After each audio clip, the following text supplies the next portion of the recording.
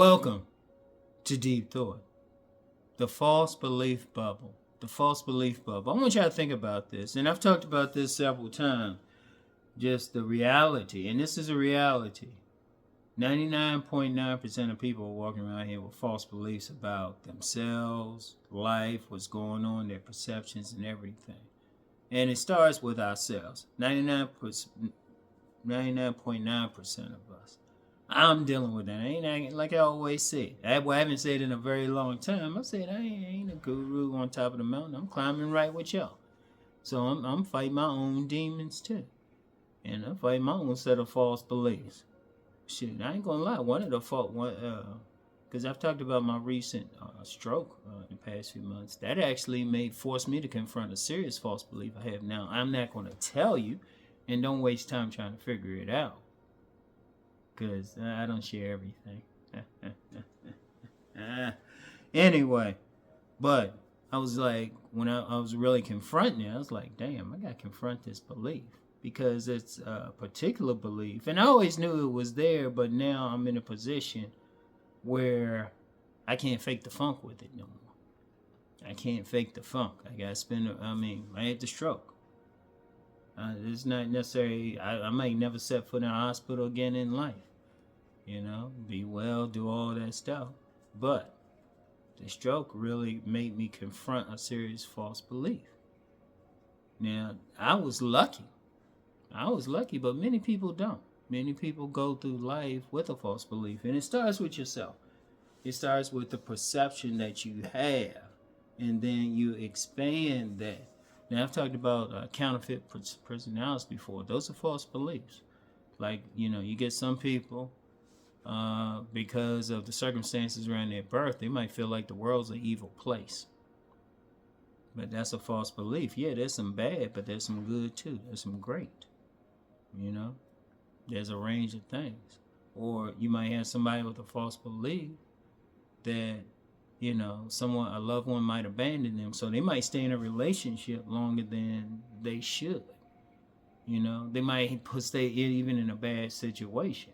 See, that affects them because one, they'll do stuff so they won't be abandoned, or at least they can cope with it, or they will be in a position where they will maybe get in a relationship, be around some people, be around the wrong people for them, because they're in their bubble. It could be a control issue. Now, that's a common one. You get some people feel like the only way they can have happiness in life is to control everything around them. Even though that's impossible, they still look for amount of things they can control. Like in relationships, like, you get a lot of people say they want physically attracted. Like a lot of men say, yeah, they want that dime. And I told somebody privately, because they thought they had that particular personality type. I said, no, you don't, because somebody who has that type, they just looking for somebody they has some measure of control over. Like you would get some men with money, they'll go for a broke woman. They'll go for a broke woman, or a woman who maybe not as attractive because they have a place of control. But see, they're in their own bubble. See, the thing about the false belief bubble, you're really hurting yourself. See, it's not everybody else. Like a lot of people, well, I would say most people, they blame the outside world for all their issues. But if you were to deal with the false belief, if you were to really confront it, if you were to break that bubble, or at least do the work of starting to break the bubble, because trust me, it's still hard work. It's hard work. You'll find it's not the outside world, but it's you. Indeed, people who have gone a long way to break those bubbles. I've experienced it personally, and I've seen other people who have. You find, well, wait a minute. You are the one. You change yourself. Everybody around you change. Like I say on my men's channel, and I've said this on the women's channel as well. If you get 20 people who think you're a certain way, only thing they got in common is you. If you change yourself, then they're going to change their response to you. I've had that happen. Like, let's use a relationship example, because everybody can deal with that. There's been women who, in the past, who straight up rejected me. Now, I would change myself, and ironically, not changing to get them, but just changing myself, period. And then they'd be like, "Oh, wow, you so changed, you so different." All of a sudden, they liked it. But what it was that thing within me that was turning them off.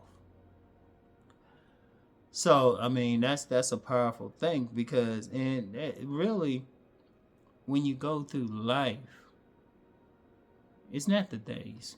See, the days do try to do stuff. The days, whatever it is, economic, metaphysical, occult, political, all they trying to do is manipulate you for their own ends. But if you deal with your own issues, they can't. They can't. They can say whatever, do whatever, and you're just like, You know, it's like politicians. They can say whatever, but if you are looking at stuff from within, what they say falls on deaf ears. What they say falls on deaf ears. You know, you got that, and it's, it could be with relationships. It could be on the job. It could be on the job. Like, say you're on a job and your false beliefs, whatever they are causing you, quite frankly, to mess up. But then you confront your false beliefs and you start changing. All of a sudden, how they looking at you at the job change. I've seen that with a couple of people.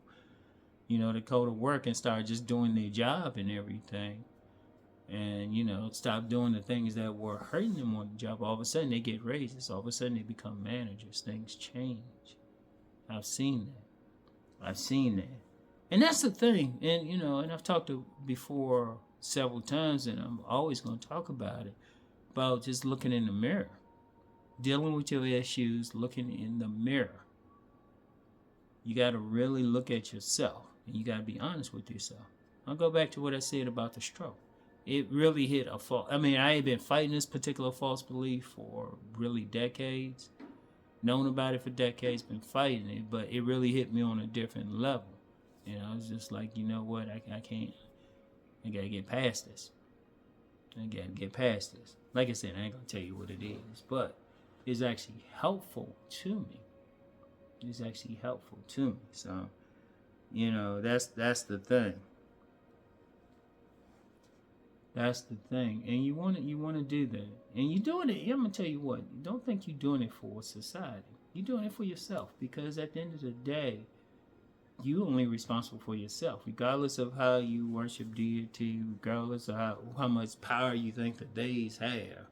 At the end of the day, you have the power. It's within you.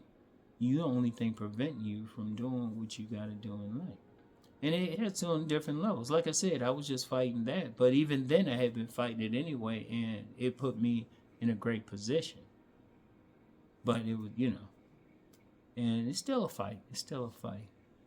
Like I said, 99.9% of the population. I'm sure there's some high-level guru or something who legitimately fought their false beliefs.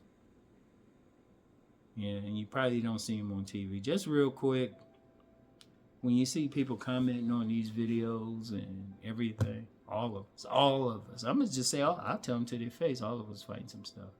The honest ones, they'll admit it. They'll say, hey, even some people on some spiritual stuff, they'll say, yeah, I'm working with this. All of us. So we all climbing. So anyway, that's all I have. I'll get back with y'all next week. Peace and blessings.